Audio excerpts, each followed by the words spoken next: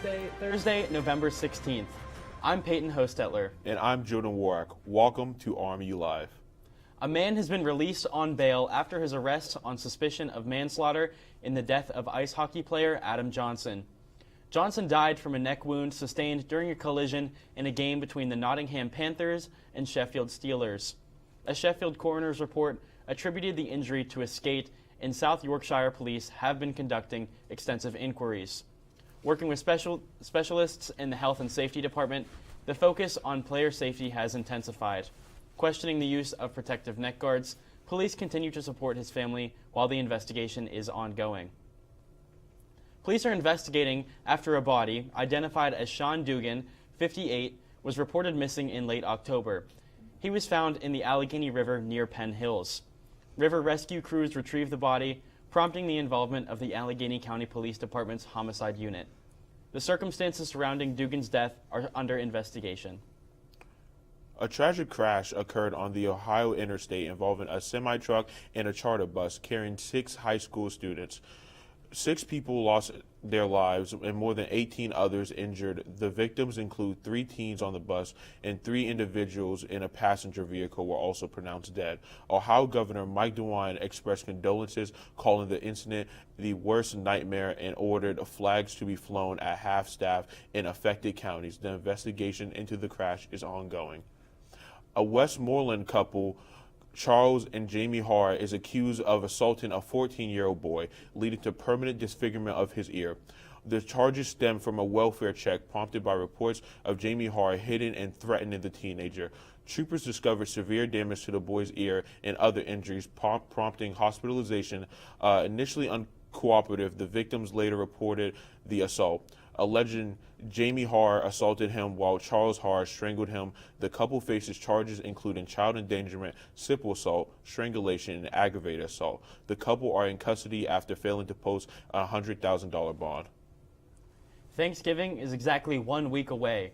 Are we going to have nice weather for everyone's turkey bowls? Hopefully Riley has some good news for us.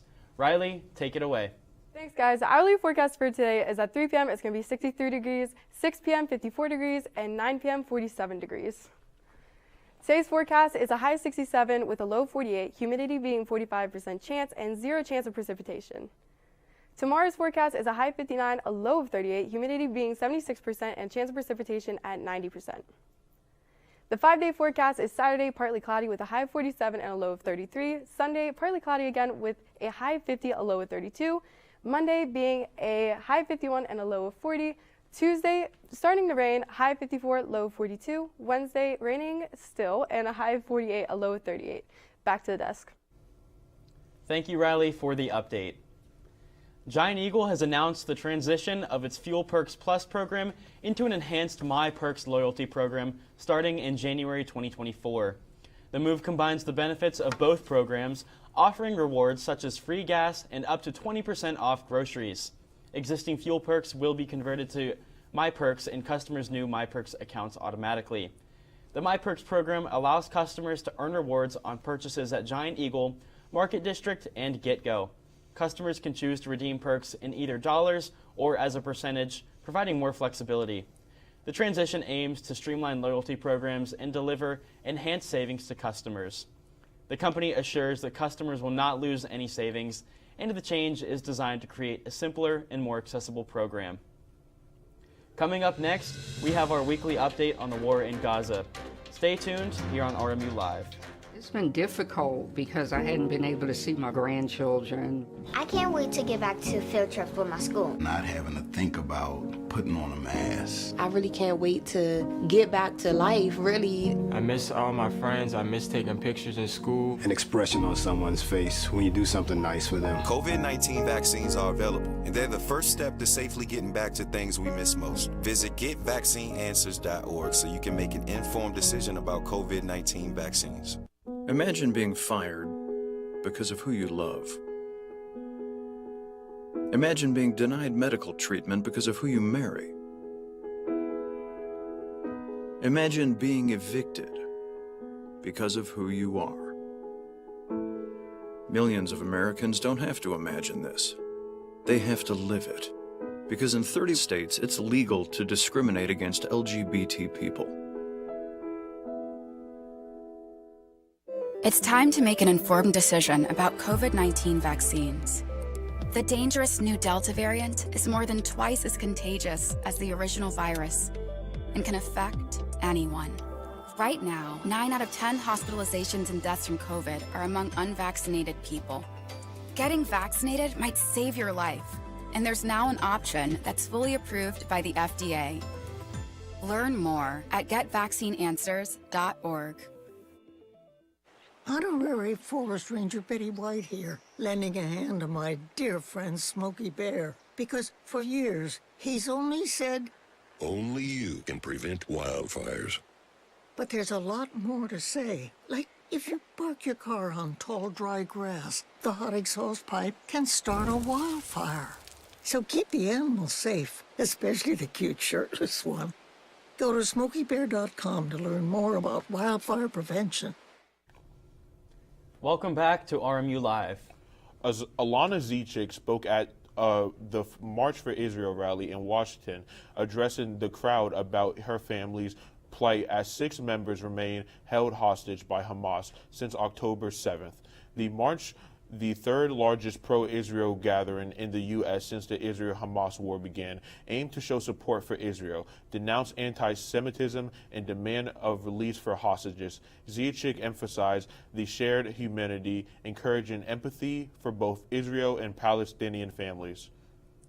As the war rages on in Gaza, so far, over 11,000 civilians have been killed, according to Gaza's health ministry. And Nick Robertson is in Gaza reporting on the devastation. Driving into Gaza with the Israeli forces. It's a war zone. The conditions of our access only show officers, no faces of soldiers, and don't show sensitive equipment. We are passing mile after mile of destruction. Buildings blown, collapsed, nothing untouched by the fury of Israel's hunt for Hamas. Streets here crushed back to sand. Shops, everything that we see, no sign of any civilians here, and the soldiers have been telling us that even inside the stores they've been fighting things like rocket-propelled grenades ready to use against them as they were advancing through this area. A few miles in, we pull up at a command post. Soldiers living in blown apartment buildings. Every building I'm looking at here, wherever you turn, is destroyed, it's shot up. Hard to imagine how civilians endured the bombardment here. Our next journey, much deeper into Gaza. We arrive 100 meters from a battle with Hamas. Tanks blasting targets in nearby buildings. The IDF's top spokesperson waiting for us. We're now conducting an operation inside Gaza next to Al-Tisi Hospital. Israel is facing massive international pressure over the destruction of homes, the shockingly high civilian death toll, and in the last few days, over its apparently heavy-handed tactics at hospitals. We are searching the tunnel with the bulldozers to reveal the tunnels that we suspect that are underneath the hospital. Hagari has brought us here to show the connection he says exists between Hamas and the Rentisi Children's Hospital. We're now here in an area between a hospital, a school, and a terrorist house. A Hamas commander, he says, lived there. He points out the solar panels on the roof. This is a tunnel that was slided like this, the floor. You can see here. This is the ladder going down. See the ladder going down. I see the ladder going down. Okay, this is a 20-meter tunnel. And look at here. Look at the panel. Be careful here. But look down here. The cables are going down to the tunnel. Okay? So they're hardwired into the what tunnel. I wanted to show you, the solar panels on the terrorist house provide electricity directly to the tunnel. We've entered a robot inside the tunnel, and the robot saw a massive door, a door that is on the direction of the hospital. We're in what is an active fire zone here. You can hear the small arms fire. The IDF say they're still clearing this area out. We're getting down here, just taking a bit of cover because they said we're still taking fire. But over here, we were able to smell what smelled like rotting flesh, bodies perhaps buried underneath the rubble. The European Union has condemned the usage of hospitals for refuge for Hamas. The U.S. government has also stated that Hamas is using tunnels below hospitals to hide and hold hostages. The U.S. government has also stated that hospitals should not be attacked due to the protection of civilian life.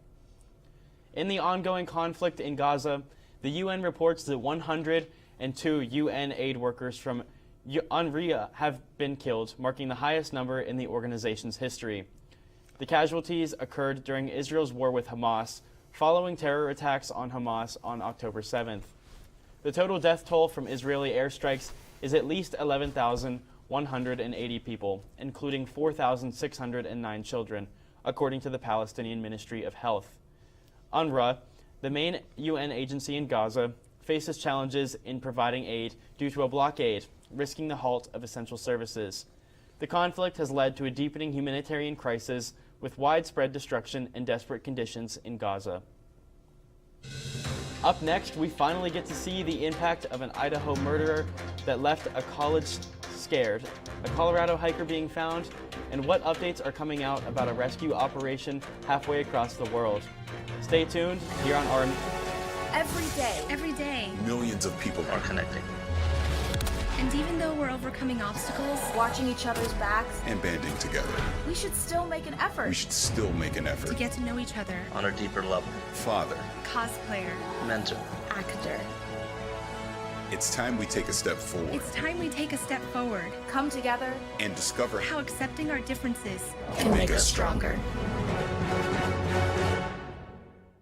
Yeah, Sam, Elmo. Oh, hey, Julia. Are you ready to play band with us? I'm going to play my clarinet. And Elmo's gonna play his drum. Drum loud. Oh, well, you know what to do, Julia. Julia knows.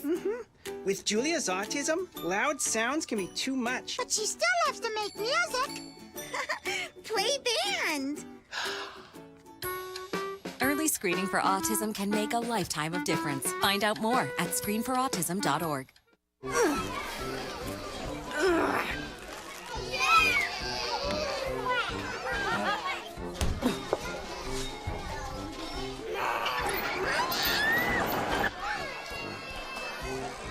If you love them enough to crawl into a play place to get them to come down,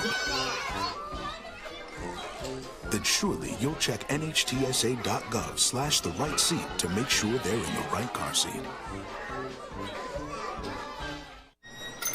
Can I get the now bar, please? $1. Have a good one. Got it. Hey, what's going on? Hey. Let me get a now bar. Sure. $1. Appreciate you. Got it.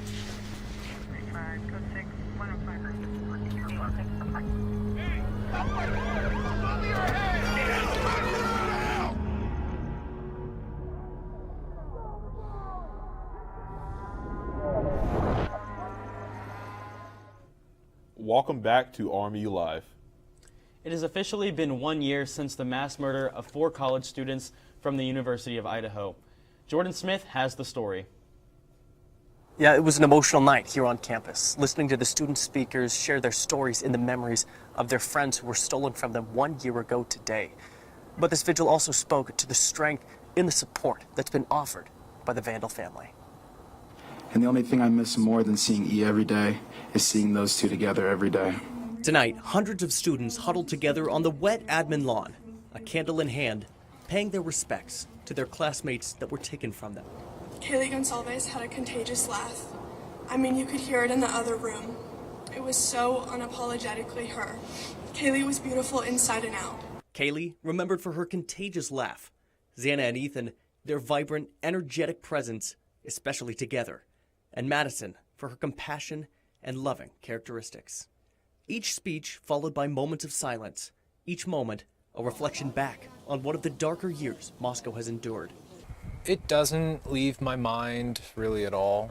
Ben DeWitt is a student journalist who's reported on this tragedy with Idaho's newspaper, The Argonaut. He tells me it's a story he takes home with him. A lot of students kind of have the liberty and the ability to, maybe just not think about it or take their mind somewhere else. I don't get that liberty. I asked Ben about the healing process within the student body and what that's looked like in a year blended with tragedy, media sensationalization, and an ongoing court case. These 4 students were well liked and well loved by many people, and a lot of them are still here. The healing process, it may have only just started, but it's going in a good direction. Dean of Students Blaine Eccles shared the heartbreak and difficulty in watching his students navigate through this. But tonight's event, a symbolic gesture by the students to their classmates and their families. And I'm hopeful that the families, if they're watching or if they're participating even remotely, that they'll understand that our students so care for them and are there supporting them in this dark time. In Moscow, Jordan Smith, 4 News Now. Thank you, Jordan. Brian Kohberger has been charged with the murder of the 4 college students and is currently being held in custody. The trial still does not have a start date. Rich Moore, a 71-year-old hiker, went missing in August while attempting to summit Blackhead Peak in Colorado's San Juan Mountains with his Jack Russell Terrier, Finney. After 10 weeks, Moore's body was found about 2.5 miles east of the mountain's top. Finney, who had lost half of his body weight, was still at his side. Moore died of hypothermia, but the time of his death could not be precisely determined. The search involved challenging terrain and multiple attempts by search and rescue crews. Finney likely survived by finding water in streams and capturing small animals. Despite the tragedy, Finney's loyalty has been highlighted, echoing similar stories where dogs remain with their owner in distressing situations. The dog was taken into custody by the sheriff's office animal control division, but was later returned to other owners. Protesters gathered in Mexico City demanding justice for the death of O.C.L. Baena, the first openly non-binary person to hold judicial position in Mexico. Baena was found dead in their apartment alongside their partner, Dorian Daniel. The cause of death is under investigation, with the prosecutor's office suggesting a personal nature to the incident. Advocates are concerned about premature conclusions, partially the notion of quote-unquote crime of passion. LGBTQ+ rights in Mexico have faced challenges with at least 87 reported killings based on identity in the previous year. Rescue efforts are underway in northern India to extract 40 workers who have been trapped for over 2 days after a tunnel collapsed during construction. The tunnel is part of the Chardam all-weather road project connecting various pilgrimage sites. Rescuers, including 200 personnel from federal and state disaster relief agencies, are using drilling equipment and excavators to reach the trapped workers. A 2.5-foot wide steel pipe will be used with hydraulic jacks to safely extract them. Falling debris has complicated the rescue operation, but officials hope to free the workers within the next 24 hours. Families of the trapped workers are anxiously following the situation, and authorities have provided water and dry food to the workers through a pipeline. The 5th National Climate Assessment, a report mandated by Congress every 5 years, highlights the impact of climate change on the United States. The report warns that the effects of a rapidly warming climate are evident across the country and will worsen over the next decade with continued fossil fuel use. Despite a slow decrease in planet-warming pollution, it is not happening fast enough to meet national targets or the United Nations sanctioned goal to limit global warming to 1.5 degrees Celsius. All regions in the U.S. are experiencing climate change, with some facing more severe impacts. The report underscores the need for transformative global economic changes to create a livable future. President Joe Biden is expected to unveil over $6 billion in funding to strengthen climate resilience and focus on the electric grid, water infrastructure, and environmental justice. While the U.S. is facing a climate crisis, a different kind of has recently been avoided. The U.S. Senate has just passed a CR to keep the U.S. government for not shutting down for now. Amy Keeley has a story on how this impact will have. This Friday night, there will be no government shutdown. A bill to fund the government now goes to President Joe Biden. A White House official says he plans to sign it. That's after a late-night vote in the Senate. My Democratic colleagues and I will work with Republicans. I will work with Leader McConnell. The day began with hopes for swift passage. There's no reason we can't finish this bill even as soon as today. But not everyone agreed with speed. Republican Senator Roger Wicker wanted movement on the National Defense Authorization Act. He worked out a deal with chamber leaders. Senator Rand Paul proposed an amendment to reduce spending. The chamber shot down that idea. Then, just before midnight, the bill is passed. That doesn't mean the spending battle is over. The bill's two-tiered funding runs out just into the new year. We expect that fight when we get back from Thanksgiving. Hardline House Republicans say they want Speaker Mike Johnson to push back against Democrats. Working with them is what cost his predecessor the gavel. We're sending a shot across the bow. I'm Amy Kiley reporting. Resolved that the House... While avoiding a government shutdown may be just in time for the holidays, we will likely see another debate come January and February. It has also been noted that a spending bill does not include aid for the Ukraine or Israel. This will likely affect the ongoing wars in their countries. RMU has many holiday events coming up in the next week. Stay tuned to hear about all the festivities here on RMU Live. I don't remember how it started. Go to that. Our back and forth. It always came back. Dad! You probably don't remember what you told me, That was perfect. but I heard every word.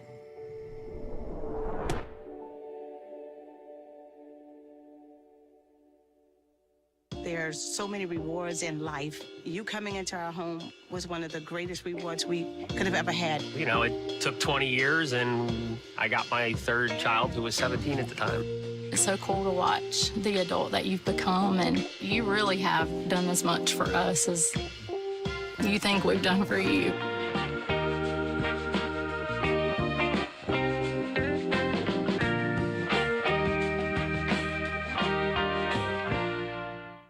Most of my family, they never graduated high school or even let alone go to college, so I'm trying to break that barrier. Every day after work, went straight to school, studied hard, and it paid off. I could not have done it alone. I see the future is really bright for me. The high school diploma is just added to the confidence, and now I feel unstoppable. Find free adult education classes near you at finishyourdiploma.org. You told me not to talk to strangers. You told me not to cross the street without looking both ways. You told me not to touch the stove. You told me not to do drugs. You told me not to drink and drive. You gave me so many messages about how to stay safe. Why didn't you keep me safe by properly storing your gun?